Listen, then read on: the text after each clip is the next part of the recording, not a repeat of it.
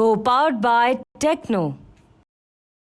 अब खास बात आप देखिए क्या है, हिजबुल्लाह की 90% लीडरशिप का खात्मा कर दिया गया है, यह दावा इजरायली डिफेंस फोर्स की तरफ से। इसके अलावा इजरायली हमले में हिजबुल्लाह की आधी ताकत को भी खत्म कर दिया गया है, यानी कि हमास की तरह हिजबुल्लाह को लेकर भी वैसी स्ट्रेटेजी साफ तौर पर नजर आती है। इसके अलावा आईडीएफ के हमले में हिजबुल्लाह 20 साल पीछे चला गया है, यह तक दावा किया जा रहा है।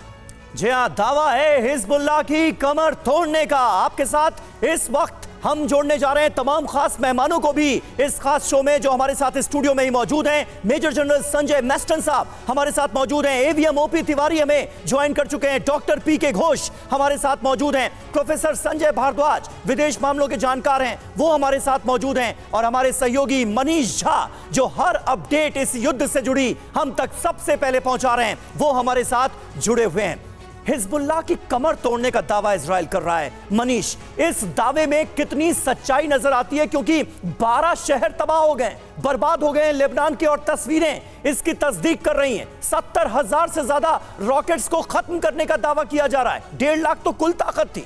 यह तो बहुत बड़ा नुकसान है हिजबुल्लाह का।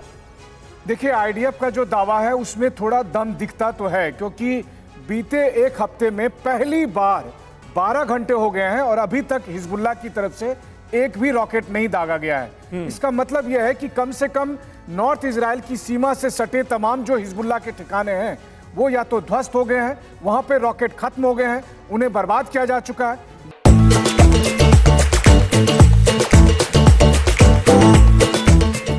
फाइटिंग हो रही है, उसके बावजूद पहली बार ऐसा हुआ है कि 12 घंटे से हिजबुल्लाह की तरफ से कोई टारगेट नहीं किया गया। जबकि इसके उलट इस वक्त जब हम और आप बात कर रहे हैं, तभी आईडीएफ के फाइटर जेट बेका वैली में लगातार एयर स्ट्राइक कर रहे हैं। तो ये अपने आप में सबसे बड़ा सबूत है। दूसरी बात यह है कि आईडीएफ ने कहा है कि हिजबुल्लाह के इंटेलिजेंस हेडक्वार्टर और उनके 70 ठिकानों को हमने तबाह कर दिया है। इससे जरूर इंटेलिजेंस गैदरिंग में और आपसी कोऑर्डिनेशन में प्रॉब्लम हो रही है। शायद यही वजह है कि हिजबुल्लाह अटैक नहीं कर पा रहा है, और यही सबसे बड़ी मुझे लगता है कि एविडेंस है इस वक्त कि आईडीएफ ने किस हद तक हिजबुल्लाह को नुकसान पहुंचाया है। बिल्कुल।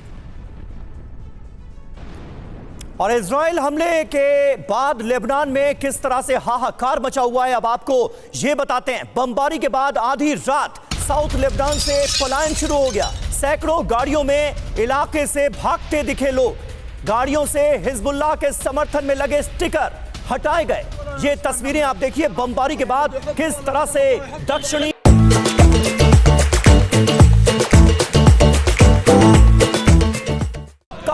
हमले हो जाएं, कब कहां मिसाइल और रॉकेट गिर जाएं, ये कोई जानता नहीं। साउथ लेबनान में जबरदस्त तबाही मची है और लोग अपना घर बार छोड़कर किस तरह से पलायन के लिए मजबूर हैं, कैसे हिजबुल्लाह के समर्थन वाले पोस्टर अपनी कारों से हटा रहे हैं, ये आप इन तस्वीरों में देख सकते हैं।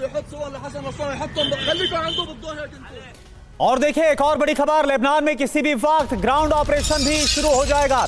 इजरायली सेना प्रमुख हलेफी ने इस बात को लेकर बयान दिया है। हवाई हमलों के साथ ग्राउंड अटैक की तैयारी है, जवानों को ऑपरेशन की तैयारी करने के लिए कह दिया गया है। तो आईडीएफ चीफ ने क्या कहा, यह आप सुनिए।